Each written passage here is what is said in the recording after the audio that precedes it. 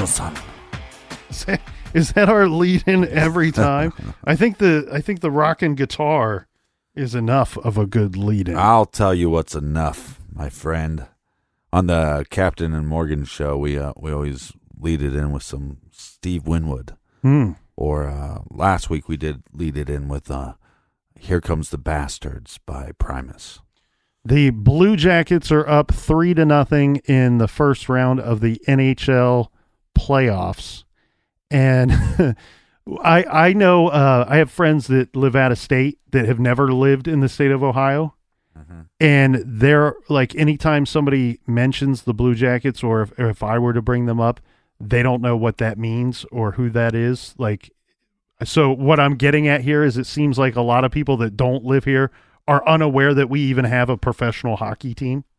And I think I think their record reflects that that statement, but right now they're rocking and rolling in the first round. So I am looking forward to hopefully very soon a fourth victory, and I believe it'd be the first time that they would make it to the second round of the NHL playoffs. So that is my beacon of light for this week that I'm looking forward to. Last week, and I do have to thank everybody out there, and I wanted to make sure that we did it here on Off the Record, because this is where the true hardcore garage army lives and breathes and drinks and eats sweats, and smokes and does sit-ups and sweats on each other and jogs around and does karate kicks, and we do wax on, wax off, lunges and squat thrusts. Yeah, lunges on top of each other's faces. Well, I'm exhausted just talking about all that. Yeah, I'm sweating. But I wanted to thank everybody. I received a lot of kind emails just telling me, hey, keep your chin up, Nick, or keep doing what you're doing, Crispy Colonel. We love you, buddy. And what I loved was it was a lot of words of encouragement, and it was not really... But nobody knew why. Well, no, but that's what's so nice is when people are like, hey, whatever you're going through, you'll get through it, or whatever's going on, we wish you the best. It's not people trying to be nosy and like, hey man, what is it? You know, tell us. But so I thought I would clue in the hardcore garage army because it was special and it meant something to me that people gave me those words of encouragement. But last week, well, actually, I'll take you back to the start. So about 3, maybe 4 weeks ago, one of my dogs, I've talked about the dogs on the show before, especially when we were doing Bark Box ads all the time. Yeah. But one of my dogs was diagnosed with cancer a few weeks ago. And the way that this broke down was I just thought that she had an injury to one of her legs. This would have been one of her hind legs, and took her to the vet, expecting maybe that she had injured herself somehow, because this dog, her name is Fei-Fei, she's extremely athletic and just throws caution to the wind. Like this dog jumps fences like a daredevil. Yeah, I mean, I come out sometimes and she's standing on not on the hood, on the roof top of my vehicle. So she just really goes for it and doesn't really care. She chases. Very loving dog, though. That's the thing. She loves people, but anything with fur, she wants to chase it and get it. Right. So I just thought maybe she injured herself and took her in, and they did an x-ray and they found a spot. And it's kind of hard to describe for anyone who's not seen this before, but it's really just like a white spot on the x-ray itself. And where I'm concerned that it's some kind of injury, the vet's telling me this looks like cancer. Right. And so, but you don't know for certain right away. That's like you get the bad news, and then you have to wait to find out if it's in fact true. We, had to run more tests and several other visits. And then once you find out for sure that it is cancer, you have to make sure that it has not spread anywhere else in the body. Right. So there are procedures, biopsy, whatever, and stuff that they have to do that make the dog very uncomfortable. I mean, nobody wants to be cut into and poked at and prodded and tested and so on and so forth. And so that was all going on for weeks, and it just kept kind of adding up and adding up and adding up to the point of, I was just extremely stressed out to the point where we typically record on Mondays and Tuesdays, and they're fairly long days. Yeah. And so the Sunday before we went to record on Monday last week, it was one of those things that just, have you ever been so stressed out, Captain, where you just like all you can imagine doing is lying in bed or sleeping? I'm there right now. Well, right now. For me, looking back, I can only think of 4 or 5 times that's happened in my life. Yeah, and but I feel like I have severe depression, so I just want to stay in bed every day. So but I get what you're trying to say. Yeah. So on that Sunday, I think I went to bed at like 5. It was something ridiculous, like 5:30, 6 p.m. Right. And then I came in here on Monday and had a good time with you, recording the show, doing work. It helped keep my mind off of what was happening. Yeah, we've been having some good shows lately. Yeah.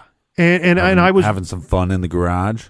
And the Amy Hooper case, I'm extremely passionate about. It's one of my pet cases. Yeah. And so I was really looking forward to covering that last week and have met, have spoken to her family, and they are such great people, and her sisters are great. Her mother's great. I'm praying that they get the answers that they deserve soon. Well, and a lot of people were commenting on how, we always kind of talk about it when we're recording cases, because a case can be depressing, or it could get your head out of the game. And we kind of talk about energy. Like when we're trying to produce a show, we're trying to keep not good energy, but just energy. So we're not putting each other to sleep with our comments, or putting people to sleep while they listen to the information we're giving. And that case, particularly because you're so close to it, people are like, oh, I love, the passion that Nick has for this case. Well, and the other thing, the driving force on that for me is Amy's mother, Joy. Now, she's in very good health, so I don't want anybody to think, otherwise. She's in very good health, but she's 80 years old, and she doesn't know what happened. She doesn't know who's responsible for taking her daughter away from her, from this world. And I'm just, the driving force for the motivation for covering that case and working on it and doing some things behind the scenes, a lot of things behind the scenes on that case, was knowing that her parents are getting up there in age and really hoping to push the envelope.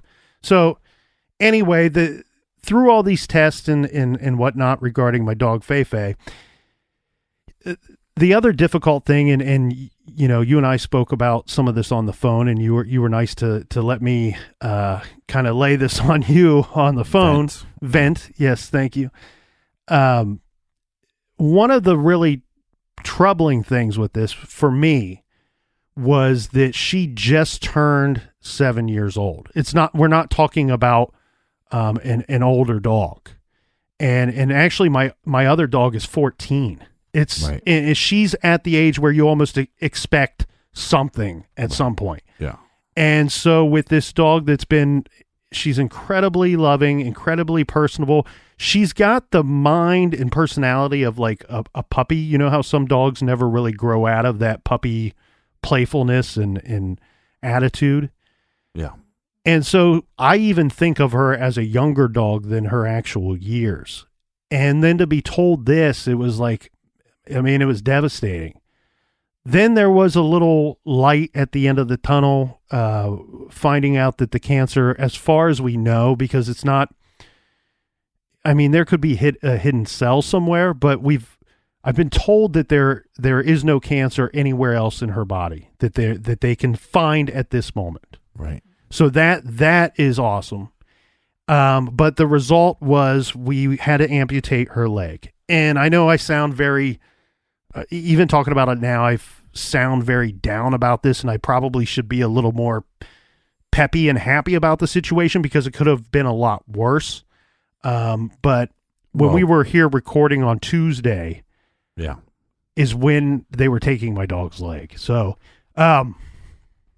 just knowing that was taxing, to say the least. So I got a little heavy-handed with the drinking on Tuesday, and I wish I wouldn't have done that, but which was funny because we paused for one break, and I was like, okay, and then he's cracking open another one, okay. Then by the end of that break, he's cracking open another one, okay. I guess he's going to be hanging out in the garage most of the night. And then I kept on looking at my watch because I had stuff I had to do to, release the show and trying to get some stuff out on social media. Real work stuff. And you just kept looking at me like, hey, you want me to leave? I'm like, well, you can do whatever you want. Then next thing you know, half my refrigerator is empty from all my nice beers that you decided to bogart. So. Yeah, I could put them down, and I appreciate you. It helped take my, I don't know that my mind was ever off of it, and that was the problem. But so a little to bring everybody up to speed, that surgery went well, as good as it can go. It's a very difficult thing for the dog to go through.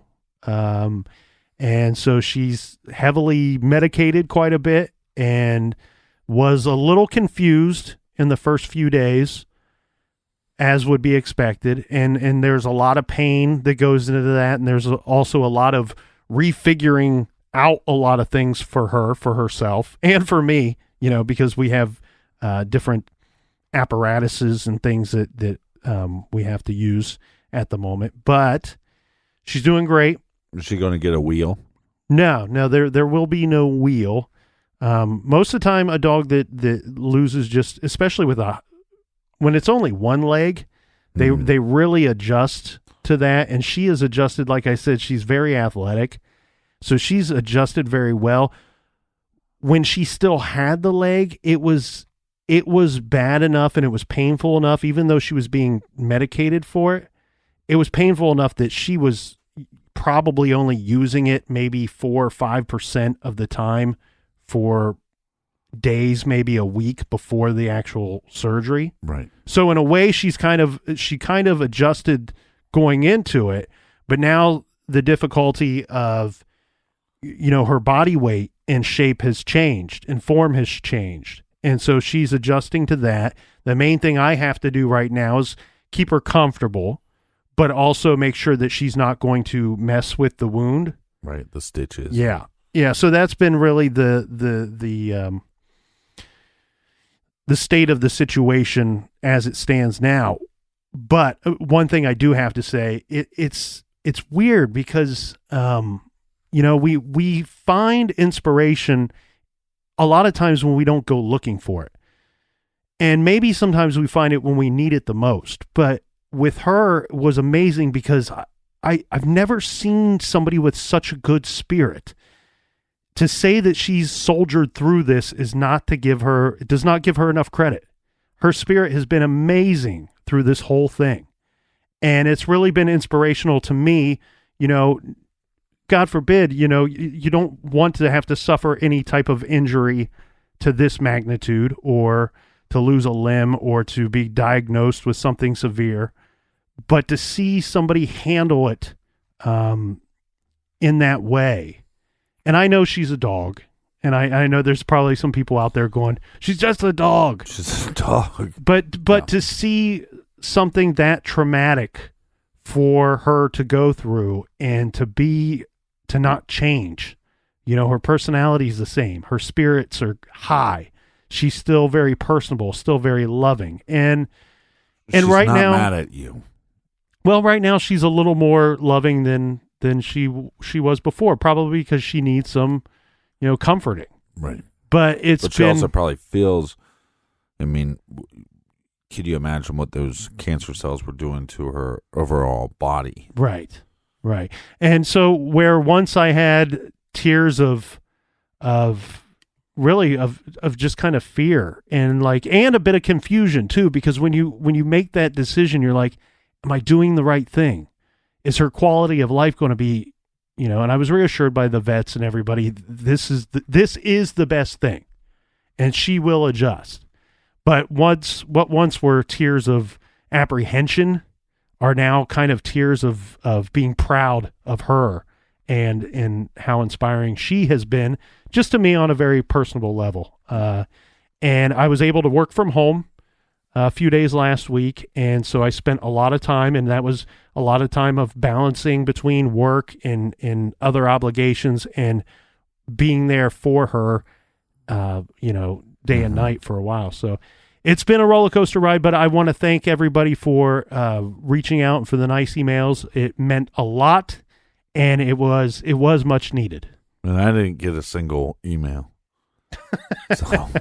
I'm doing okay, guys. I'm doing okay. Colonel's Captain's doing well. Yeah, he's doing well. But thanks for your thoughts and your prayers.